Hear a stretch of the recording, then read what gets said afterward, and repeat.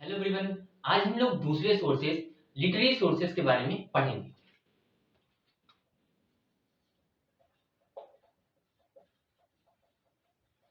Literary sources जिसे हिंदी में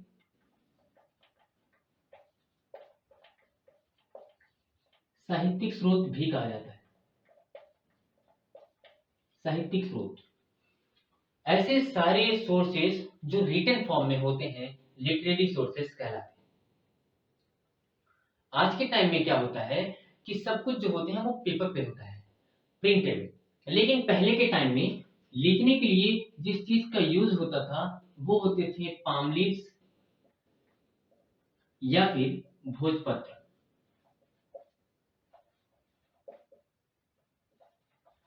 भोजपत्र और इस पे राइटर अपने ही हाथों से लिखते थे, अपने ही हाथों से लिखते थे। और उसे बोला जाता था, वो जो लिखावट होती थी मतलब अपने ही हाथों से लिखना, वो क्या कहलाता है? मैन्युस्क्रिप्ट्स कहलाता है। मैन्युस्क्रिप्ट्स इसे हिंदी में हस्तलिपि कहा जाता है। हस्त का मतलब होता है हाथ और लिपि का मतलब होता है लिखना या फिर लिखावट। तो अपने ही हाथों से लिखी गई डॉक्यूमेंट्स क्या कहलाती है? हस्तलिपि या फिर मैन्युस्क्रिप्ट्स कहलाती है। आसान भाषा में समझिए कि आज के टाइम में क्या होता है, लेखक की राइटर की थॉट तो होती है लेकिन वो जो लिखावट होती है वो प्रिंटेड होती है। लेकिन पहले के टाइम में राइटर अपने ही हाथों से लिखता था और उसी लिखावट को बोला जाता है मैन्युस्क्रिप्ट्स या फिर हस्तलिपि। ये तो हुआ लिटरेरी सोर्स किसे कहते हैं।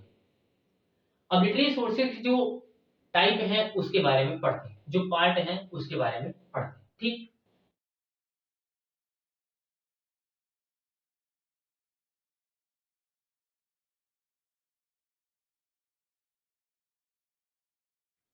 लिटरेरी सोर्सेस में पहला टाइप जो है वो है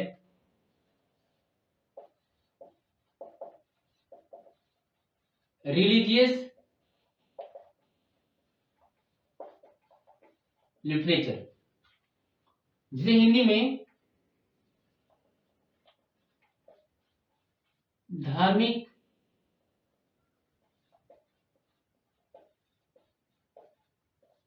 साहित्य कहा जाता है।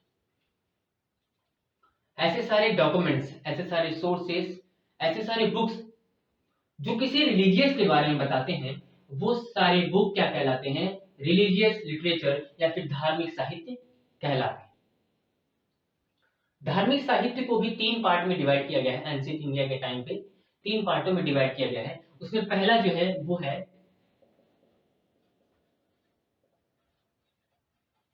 हिंदू।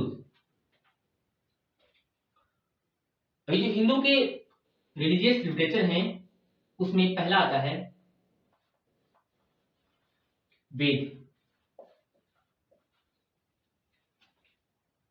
दूसरा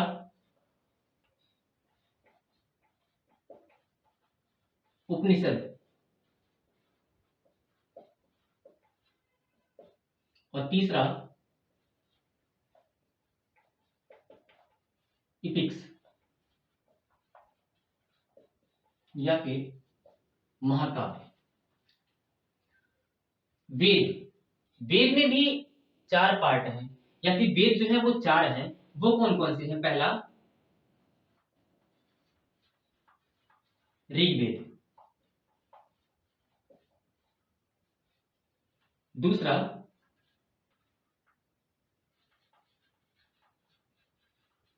सामवेद,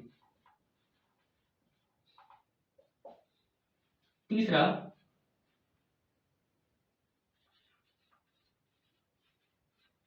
यजुर्वेद,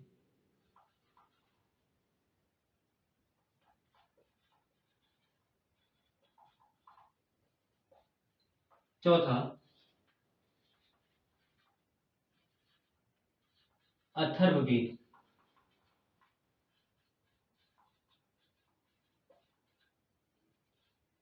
अथर्ववेद, ऋग्वेद जो है वो सबसे पुराना वेद कहा जाता है। अगला आता है उपनिषद। उपनिषद जो है वो 3 शब्दों से मिलकर बना है। पहला जो है वो है उप, दूसरा जो है वो है नी, और तीसरा सद। उप का मतलब होता है गुरु की, नी मतलब पास, सद मतलब बैठना। मतलब गुरु के पास बैठ के जो नॉलेज लिया गया उसे ही बोला जाता है उपनिषद। उपनिषद 108 108 उपनिषद है टोटल। दारा सिकोह उपनिषद से इतना ज्यादा इंस्पायर होता है कि काशी के पंडितों से मिलकर उपनिषद को 52 उपनिषद को ट्रांसलेट करवाता है अपनी लैंग्वेज में।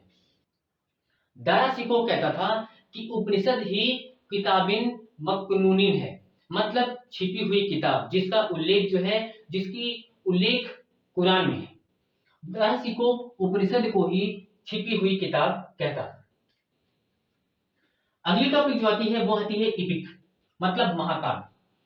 हिंदू धर्म की 2 महाकाव्य हैं। पहला जो है वो है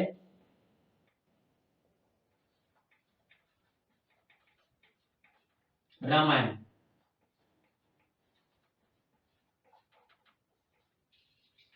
जिसके राइटर हैं वाल्मीकि, और दूसरा है महाभारत,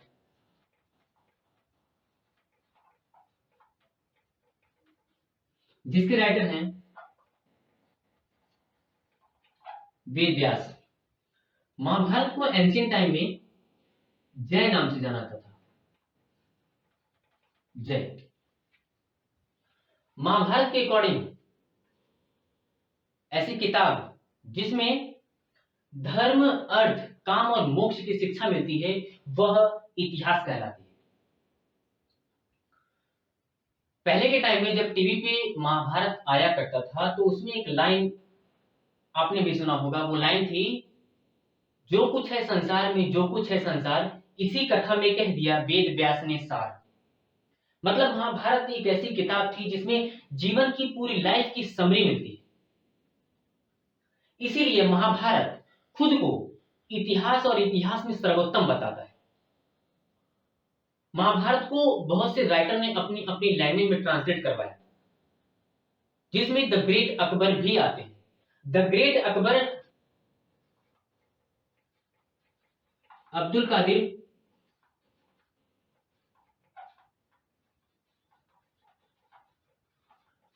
बदायूनी से महाभारत को अपनी लैंग्वेज में ट्रांसलेट करवाता है, फारसी में।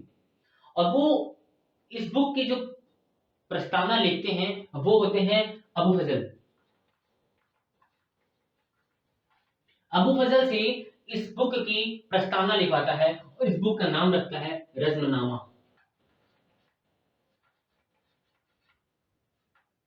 रज़्मनामा।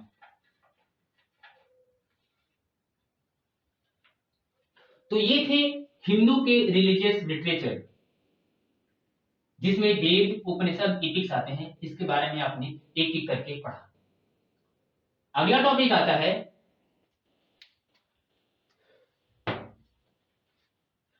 अगला टॉपिक आता है बुद्धिस्ट।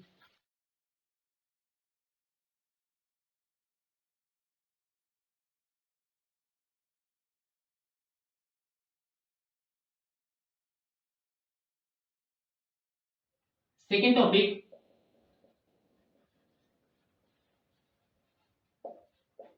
बुद्धिस्ट, बौद्ध धर्म।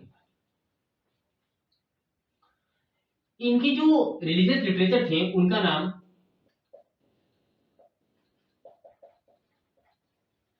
त्रिपिटक,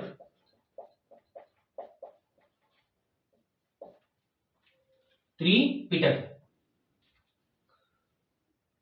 बुद्ध से जो भी लोगों ने ज्ञान अर्जित किया, जो भी कुछ सीखा, बुद्ध की डेथ के बाद उसे 3 भागों में डिवाइड कर दिया, और वही क्या कहलाता है, त्रिपिटक कहलाता है। जिसमें पहला जो है वो है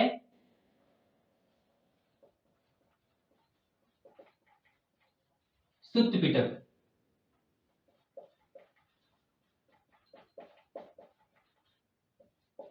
दूसरा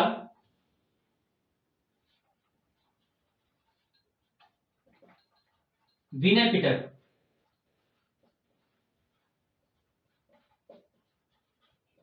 और तीसरा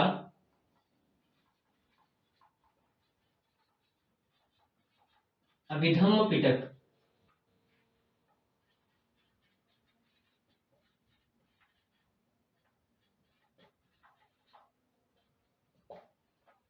अभिधम्म पिटक, ये जिसे त्रिपिटक के नाम से जाना जाता है, उसमें पहला जो है वो है सुत्त पिटक, फिर विनय पिटक, फिर जाके अभिधम्म पिटक। अभिधम्म पिटक को इसको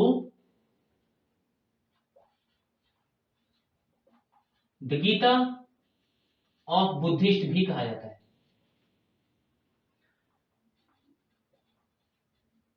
बौद्ध की गीता।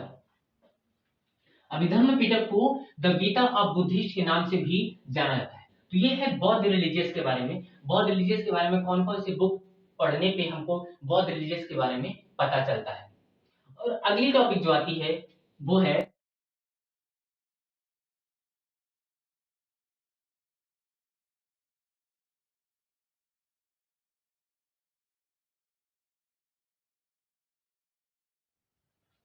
तीसरा टॉपिक जो है वो है जैन।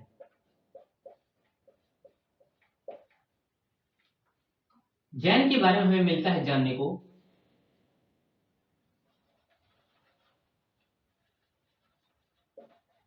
आगम।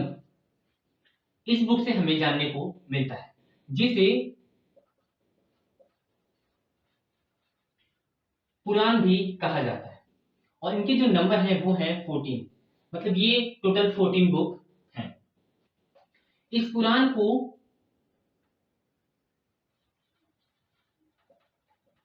चरित्र के भी नाम से जाना जाता है। मतलब जैन रिलीजियस के बारे में हमें आगम से, इनका जो रिलीजियस बुक है आगम, उससे जानने को मिलता है, जिसे पुराणास भी कहा जाता है और इसका भी नाम है, और इसे हम चरित्र के नाम से जानते हैं। ये था हमारा रिलीजियस लिटरेचर। अगला टॉपिक आता है, अब ये रिलीजियस लिटरेचर में हमने 3 टॉपिक को पढ़ा, हिंदू, बुद्धिस्ट और जैन।